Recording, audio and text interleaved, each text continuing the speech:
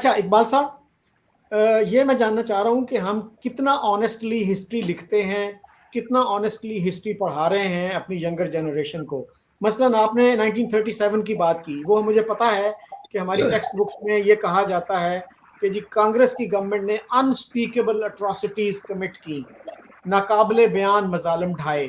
लेकिन जब कांग्रेस ने ये कहा कि भाई चीफ जस्टिस ऑफ इंडिया से हम इन्वेस्टिगेट करवा लेते हैं, वो इसकी तफ्तीश कर लें, वो इसका फैसला करें कि हमने कितना जुल्म किया कितना नहीं किया, तो उससे मुस्लिम लीग ने इनकार कर दिया। दूसरा सर, 1943 में बंगाल में जहां मुस्लिम लीग की गवर्नमेंट थी, एक फैमन आया जिसमें 3 मिलियन लोग, 30 लाख लोग जहां पे अपनी जिंदगी की बाजी हार गए। उसका हमारी बुक्स में कहीं जिक्र नहीं मिलता। फिर आप देखिए उसके बाद भाबड़ा में एक मैसेकर हुआ 1948 में, 12 अगस्त 1948 को, जिसमें एम्बेसडर रुस्तम शाह महमद ने यह लिखा कि 600 लोगों को गोलियों से भून दिया गया। उसका जिक्र हमारी टेक्स्ट बुक्स में नहीं मिलता। फिर जोगिंदर नाथ मंडल जो हमारे पहले लॉ मिनिस्टर थे, वो 1950 में न सिर्फ अपना ओहदा छोड़ा, उन्होंने मुल्क छोड़ के चले गए और उन्होंने अपने जो लेटर ऑफ रेजिग्नेशन है उसमें लिखा कि 10,000 हिंदुओं को ईस्ट पाकिस्तान में मौत के घाट उतारा गया और मैं कुछ ना कर सका, आई वाज हेल्पलेस। तो यानी डॉक्टर सफदर महमूद जैसा बंदा, उसने पीएचडी का थीसिस लिखा है उन्होंने मुस्लिम लीग का दौरे हुकूमत। और ये जो दो बड़े वाकयात हैं, भाबड़ा का और ये ईस्ट पाकिस्तान का जोगिंदर नाथ मंडल का रेजिग्नेशन, उसका कहीं जिक्र नहीं मिलता। तो हम क्यों इतनी सेलेक्टिव हिस्ट्री पढ़ाते हैं? हिस्ट्री तो होती है उससे सीखने के लिए, हमने एक प्रोपेगेंडे का टूल इसको क्यों बना दिया है?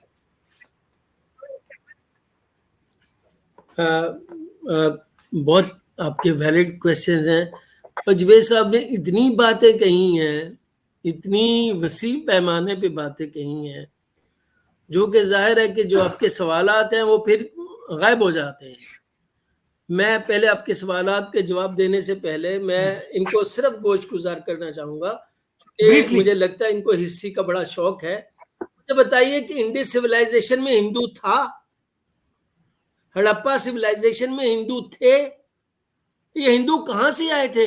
ये भी तो बाहर ले सी ना, पंजाबी च कहते, तो ये भी तो बाहर से ही आए थे ना, आर्यन से ना। ये तो बाहर ले तो सिर्फ सिर्फ ताजिक्स या उज़्बेक्स और तुर्क्स और ईरानियन और जो सैयद यही नहीं आए थे, वो भी वहीं से आए थे।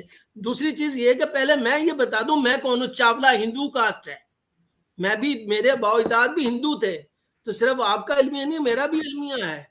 सिर्फ चूंकि हमने हिस्ट्री को हिस्ट्री के लेंस से, पर्सपेक्टिव से देखना है, तो हमें देखना पड़ेगा कि ये जमीन किसी की है, और कोई भी जमीन किसी की भी नहीं, इंसानों की है।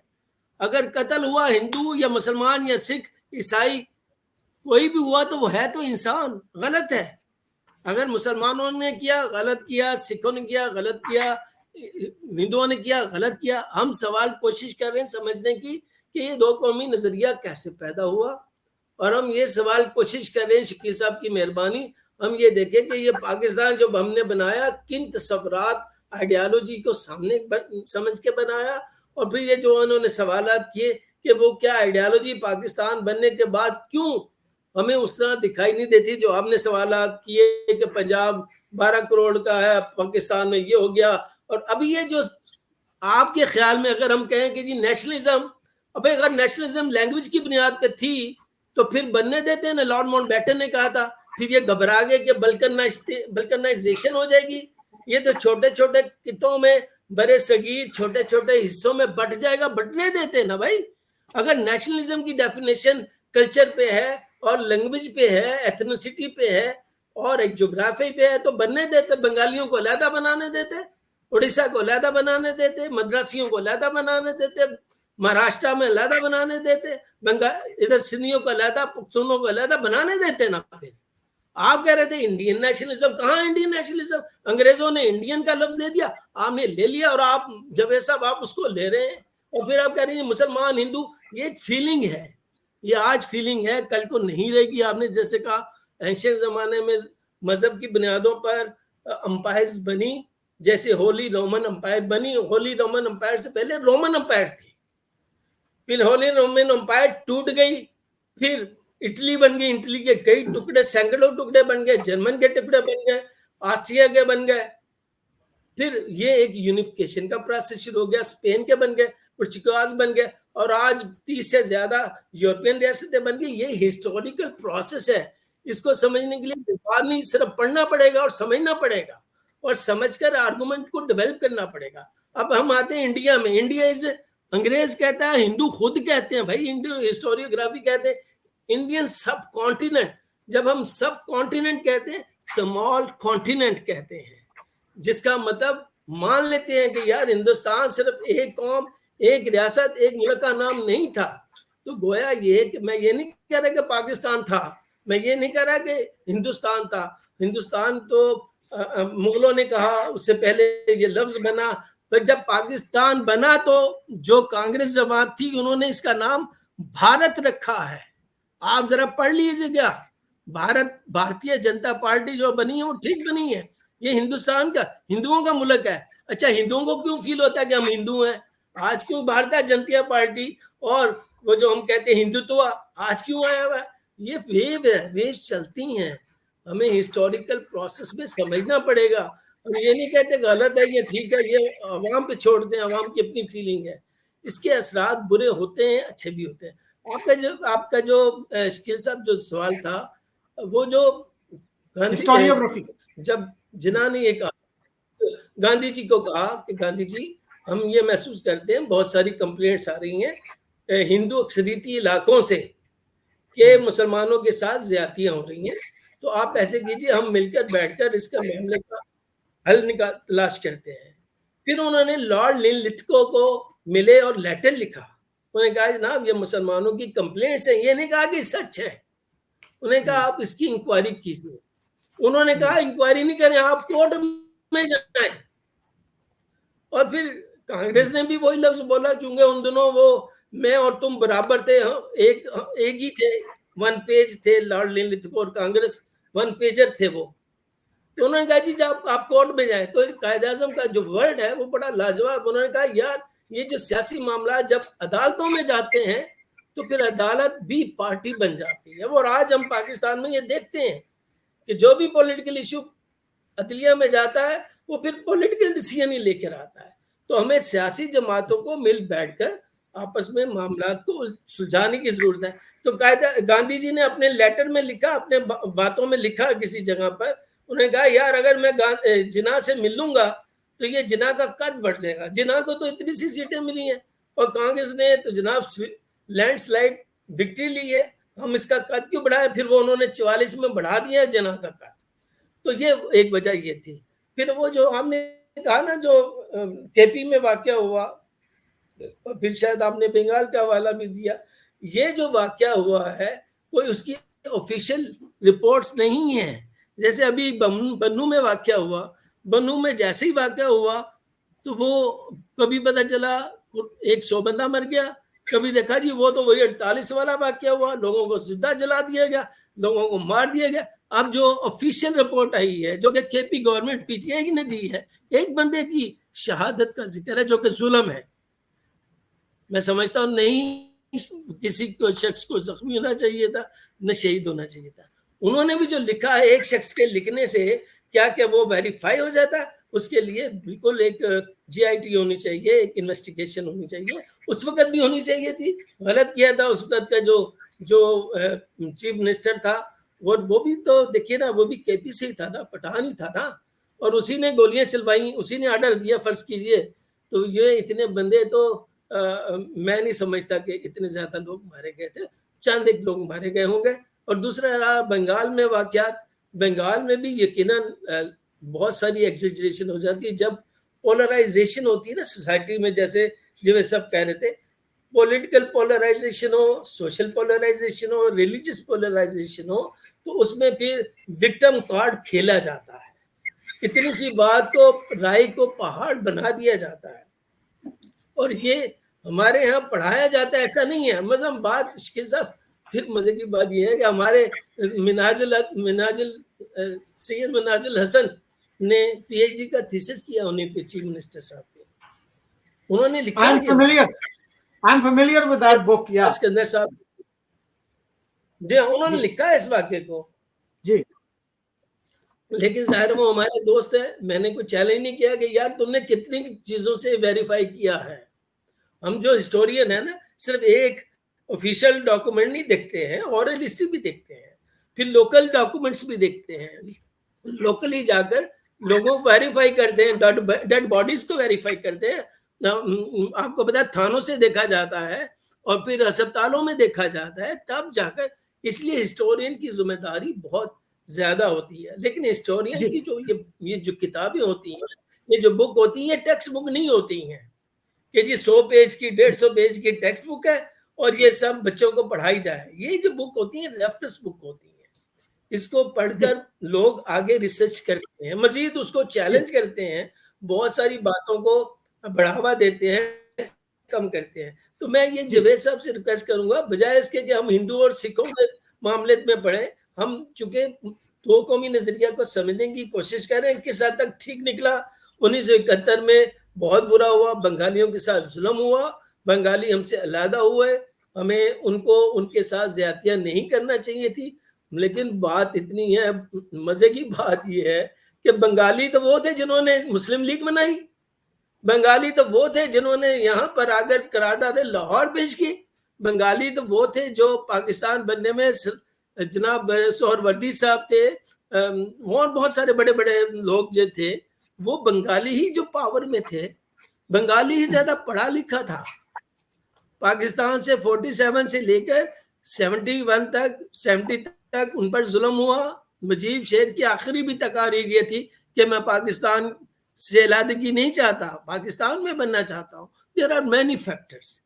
लेकिन बात यह है कि जब वो इंग्लैंड से वापस आया तो वो भारत जा पहुंचा जी, भारत पहुंचा, उनको जनाब VVIP उनको रिसेप्शन मिली, वो ढाका में गया और फिर ये कि वो वहीं पे जाकर शहीद भी हो गया। उसी ने ये कोटा सिस्टम किया और आज ही कोटा सिस्टम उनकी जान पे वबाल पड़ा। हिस्ट्री इतनी जल्दी खत्म नहीं हुआ करती है। आज जो दो कौमी नजरिया पर हम बात कर रहे हैं, पाकिस्तान बना है, ये कोई नया मुल्क थोड़ी बना है। 1947 में देखकर मुल्क नहीं है। आज आप देखें तो 200 ज्यादा मुल्क है। इसका मतलब है हर जगह पर एक से ज्यादा अक़वाम मौजूद थी। और अगर आपने पढ़ना है तो अस्फिया पढ़ लीजिए इब्ने खल्दून का। इब्ने खल्दून कहते हैं कि छोटे सतह पर लोगों के अंदर एक नेशनलिज्म मौजूद होती है। नेशनलिज्म से मतलब ये नहीं, यही तो कायद आज़म कहता था, let's have some kind of political, एक किस्म का फॉर्मूला ले लें जिसमें मुसलमान, हिंदू, सिख तमाम लोग इकट्ठे मिलकर रह सके। अगर वो बना लिया जाता तो कैसे सब कॉन्टिनेंट हिस्सों में बढ़ता। जी अच्छा, इकबाल साहब, इसमें मुझे एक इंटरेस्टिंग पैटर्न नजर आया कि 1937 की जो बात है, जो मजालिम है, उसको आप नहीं कह रहे कि वो विक्टिम कार्ड खेला मुस्लिम लीग ने।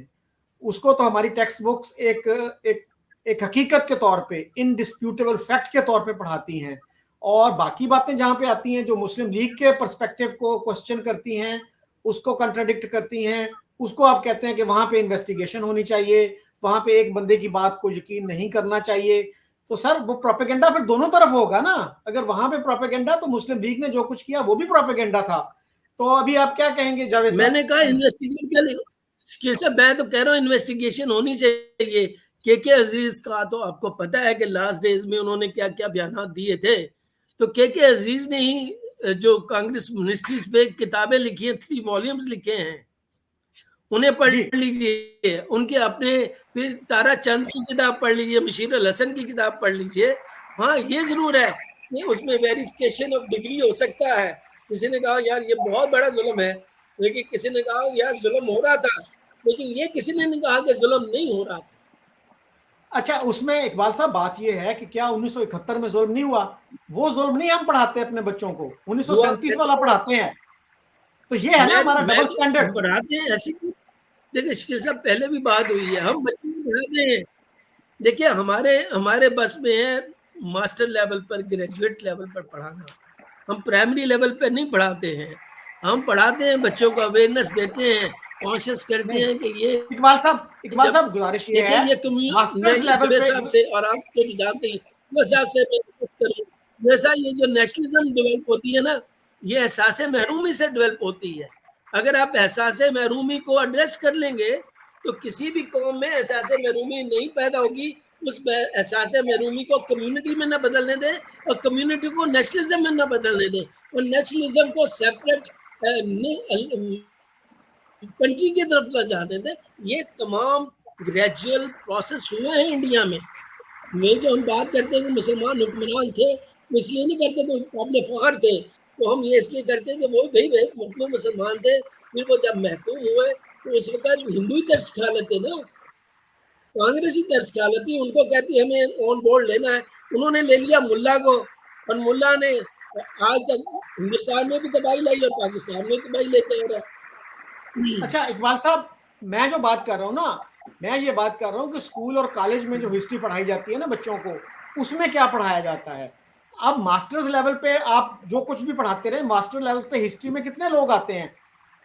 मे भी 1000 में से एक बच्चा आता होगा। तो बात यह है कि जो आप जहन साजी करते हैं, लोगों को माइंडसेट बनाते हैं, वो स्कूल कॉलेज में बनाते हैं। जी जावेद साहब। जी बहुत शुक्रिया। असल में प्रोफेसर साहब ने जो है वो काफी इस दफा मैं कहता हूँ कि इन्होंने बहुत अच्छी बातें भी की हैं, लेकिन देखें कि हम ये बात प्रोफेसर साहब कह रहे हैं कि भाई इंडिया का नाम भारत क्यों है, जबकि भारतवंशी इनके और मेरे तो रिश्तेदार ही होंगे। राजा भारत जिसने 8 कबीलों को शिकस्त देकर भारत के मरकज पर कब्जा करके बाकी 8-10 स्टेटों को एक करके इसका नाम अपने राजा भारत के नाम पर रख दिया था। मेरा तो वो आपका कहीं ना कहीं रिश्तेदार ही हुआ होगा, लेकिन हिंदुस्तान भी बाहर के मुसलमानों ने ही उसका नाम रखा और इंडिया भी अंग्रेजों ने ही इसका नाम दिया। वो तो हमें कबूल है, लेकिन हिंदुओं का भारत हमें कबूल नहीं है। शायद उसमें वो कोई वो मैटरनिटी का उसमें वो आ जाता है। लेकिन बात यह है कि हमें हर उस चीज पर एतराज होता है जो हिंदुओं को पसंद है, और हमें हर वो चीज बुरी लगती है जिसमें हिंदुओं का कोई थोड़ी बहुत उनको खुशी नसीब होती हो। हम जब ये कहते हैं कि हमने उन पर हुक्मरानी की, तो मैं यकीन से कह सकता हूँ कि मेरे और चावला साहब के आबा अजदाद ने कभी हिंदुओं पर हुक्मरानी नहीं की, और ना ही हम उन मुसलमानों के साथ शरीक थे जिन्होंने यहाँ हुक्मरानी की, ना मुगलों के साथ, ना उससे पहले जो तुर्क थे, ना अरब थे। बात यह है कि जहां तक टू नेशन थ्योरी की बात है, तो टू नेशन थ्योरी यहीं से निकलती है जब हम हर हिंदुओं के हर बात पर इनकार करते हैं और हर बात पर एतराज करते हैं कि भारत नाम भी नहीं होना चाहिए, हिंदुस्तान नाम होना चाहिए क्योंकि ये पर्शियन नाम है, इंडिया नाम होना चाहिए क्योंकि ये अंग्रेज ने दिया है। तो मेरा अपना ख्याल है कि टू नेशन थ्योरी यहीं से उसका वो ओरिजिनेट होती है कि हम अपनी धरती को आज भी अपनाने के लिए तैयार नहीं है। हमें ये शक है कि जो अहमद शाह अब्दाली जो ऐसा लुटेरा था जिसने पंजाब को 5 दफा लूट कर कंगाल कर दिया, और वो प्रोफेसर अज़्ज़ुद्दीन अहमद ने ही एक लिखी हुई है किताब पंजाब के हमलावर, उसी को अगर आप पढ़ लें, छोटी सी किताब है, तो उन्होंने पूरा वो डेटा दिया हुआ है कि किस तरह उसने पूरे पंजाब को लूट कर किस तरह सामान इकट्ठा किया और पूरे पंजाब के जानवर जो है वो इकट्ठे करके उन पर लाद के ले गया। कोई गधा घोड़ा कोई गाय भैंस भी नहीं छोड़ी, जो भी छो पाया था उसके सामान लाद के ले गया। तो वो तो आज हमारा हीरो है जिससे हमारे मुल्क का कोई ताल्लुक भी नहीं है। महमूद गजनवी जो इस मुल्क को लूट लूट कर, इस मुल्क के मंदिर तोड़ तोड़ कर, लोगों के मज़ाहिब की, उनकी इबादत गाहों की इंसल्ट कर करके वो यहाँ से मंदिरों को लूट के ले जाता रहा, वो आज हमारा हीरो है। तो वो ना इस मुल्क का है ना इस खित्ते का है, वो बाहर से आता था। तो उसके साथ तो हमारा चोर डकैत कातिल जानी सबको हम अपना हीरो मानते हैं, लेकिन कोई अच्छा हिंदू कोई अच्छा सिख हमें अच्छा नहीं लगता है। कोई शायर है, कोई पोएट है, कोई बड़ा फिलासफर है, हिंदुस्तान में बड़े बड़े हिंदू फिलासफर भी गुजरे हैं, उनमें से हमें कोई भी अच्छा नहीं लगता है।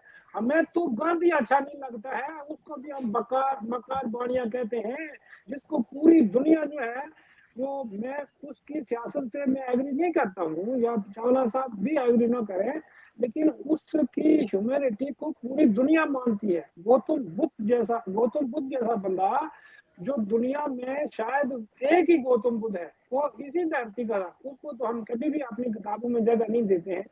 तो मेरा अपना ख्याल ये है कि हमें जब भी देखना चाहिए अपने ही गिरेबान में झांकना चाहिए।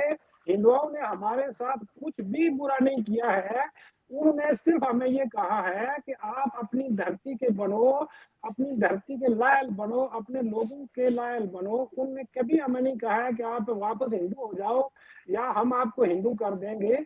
अच्छी बात तो ये है कि हमारी रियासत पर एक हिंदू महाराजा की हुकूमत थी।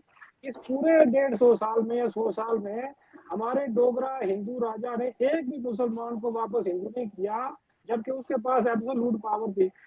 मैं ये कहता हूँ कि जब हम किसी की अच्छाई भी नहीं देखना चाहते हैं हिंदू की, तो फिर हमें वो क्यों अच्छा समझें। जब हम हर जगह उनके मुल्क को भी अच्छा नहीं समझते हैं, इस धरती को भी अपनाना नहीं चाहते हैं, इस खित्ते की जुबान, इसके कल्चर, इसकी कौमियतों को भी नहीं अपनाना चाहते हैं, तो फिर हमें हमारे पास कौन से ऐसे सुझाव के बारे हैं कि हिंदू हमें अच्छा समझें।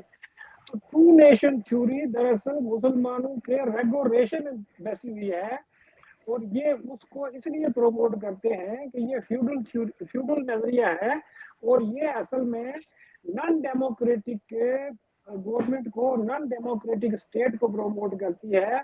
और जब अंग्रेजों ने अपने अपने मुल्कों में या यूरोप में जब बादशाहों के तख्ते उल्टे गए और वहाँ अपने मुल्कों में उन्होंने नेशन स्टेट या पूरी रियासतों की तश्कील शुरू की, तो वहाँ उन्होंने मजहब को रियासत के अफेयर से निकाल कर सेकुलर सिस्टम कायम किया। और जब हिंदुस्तान से वो अपनी एम्पायर खत्म करने लगे, तो यहाँ वो कहते हैं कि आप वाकई दो नेशन हो, हिंदू और मुसलमान नेशन हो, हमें मजहब की बुनियाद पर हुकूमत बनाते हैं और अपने यहाँ सेकुलर बुनियादों पर नेशन स्टेट बनाते हैं। तो ये सारा जो हमारा माजी का जो गंदा मलबा है, जो हम अपने कंधों पे उठा के फिरते हैं, इसको डंप करना चाहिए और इसको छोड़कर हमें अपने इलाके की जो जुबान है, कल्चर है, सकाफत है, उसको प्रमोट करना चाहिए। Hindustan multi national, multi ethnic और मल्टीलिंगुअल इलाका है, लेकिन इन तमाम जो कौम है, कौमियतें, जुबानें, इलाके, कल्चर है, इन ही का मुश्तरका नाम हिंदुस्तान है या भारत है। हिंदुस्तान इन चीजों से अलग कोई वजूद नहीं रखता है। हिंदुस्तान के अंदर आज भी जितनी 28 स्टेट्स हैं, उन्हीं का मुश्तरका नाम हिंदुस्तान है, वो कोई अलग वजूद नहीं है। तो हम सदियों तक इस खित्ते में रहे हैं और हमने कभी भी ये नहीं कहा कि पंजाबी पंजाबी क्यों है, सिंधी सिंधी क्यों है, बंगाली बंगाली क्यों है। कोई हिंदुस्तान के पूरे इस जमाने का, इवन के मुसलमानों से पहले के जो दौर गुजरे हैं, उस जमाने में भी आप देख लें कि कभी भी हमारा कोई कौमियतों की बुनियादों पर, जुबानों की बुनियादों पर कभी कोई झगड़ा हुआ हो या हमारे अंदर कोई बॉर्डर बनाए गए हों। पूरा हिंदुस्तान अपने आप को इलाकाई शनाख्तों में भी वो अपने अपनी इलाकाई शनाख्तों को भी मानते थे।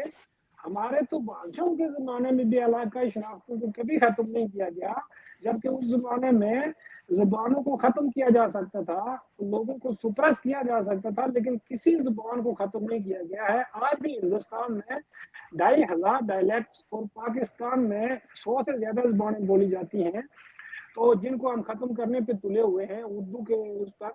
लेकिन मैं ये कहना चाहता हूँ कि हिंदुस्तान में बहुत सारी एम्पायर्स गुजरी हैं इलाकाई, लेकिन कब वहाँ बॉर्डर बना? अंग्रेजों से पहले हिंदुस्तान में 5000 साल तक कौन से राजे महाराजे ने बॉर्डर बनाया?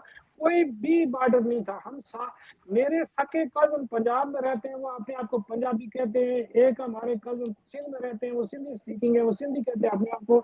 जब भी आप एक इलाके से दूसरे इलाके में चले जाते थे, वहां की जुबान सीख लेते थे, आपकी वही कौमियत हो जाती थी। इसी तरह जब आप कोई वर्क चेंज कर लेते थे, मसलन आप कोई और पेशा इख्तियार कर लेते, आपकी कास्ट भी चेंज हो जाती। ये तो बाद में पैदाइशी तौर पर सारे लेकिन जो आर्यों का मसला है, ये भी तो अंग्रेजों ने जॉन मार्शल से पहले, जब ये मध्य और हड़प्पा की खुदाई नहीं हुई थी, तो हम लोगों को किसने बताया कि हम आर्यन है?